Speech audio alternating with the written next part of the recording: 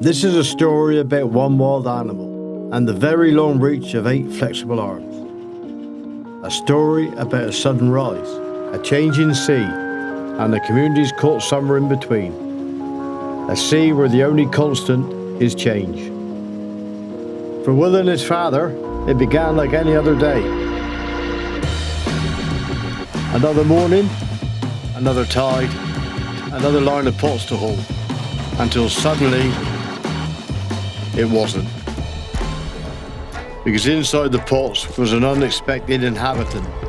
Arms in places, arms were not expected. Not just one pot, and not just one average morning.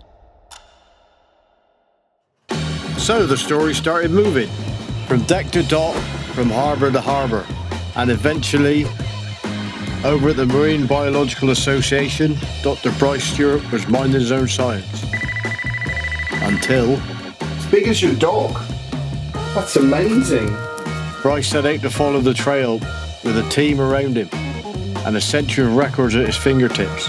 From phone calls to field notes, to old books and new data. Before long, it was clear that their story had more arms than just 8. The common octopus is native to UK waters. This wasn't an invasion.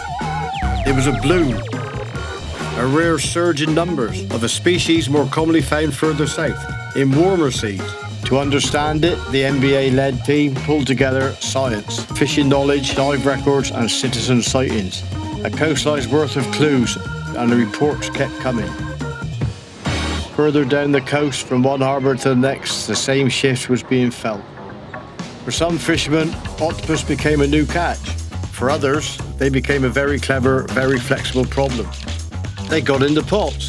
They helped themselves to crab and lobster. And in some places, the usual catch simply wasn't there in the same way. And when the catch changes, the coast changes with it. If the sea was serving octopus, then, for a while at least, so were the kitchens.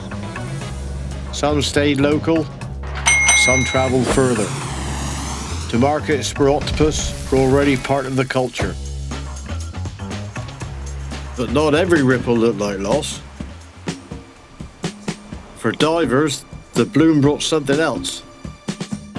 Not just sightings, encounters, proper meetings, sometimes greetings, octopus changing colour, reaching out, connected, taking interest in the strange bubble-blowing visitors drifting through their world. At Porthcurris divers, the story wasn't only about catch or commerce, it was about awe. The kind of thing people came out of the water desperate to describe, usually with both hands. And soon, it wasn't just local divers talking. Images, videos, articles and crews followed the octopus story far beyond the coves where it began.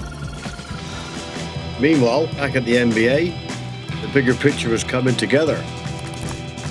The bloom was unusual, but not without precedent. Major octopus blooms had been recorded here before, in 1899, the 1930s, 1950s, and now again. The pattern points towards warmer seas, and possibly to tiny octopus larvae travelling from the Channel Islands and northern France, helped along by easterly winds and currents. A bloom can feel sudden, but the clues are more often moving, long before we notice them. So the question is not just, why did this happen? It is, can we notice sooner next time? The next bloom may already be on the move. The challenge is learning how to see it coming. Because this is not just a story about what rose from the deep. It is a story about how we respond when the sea changes the script.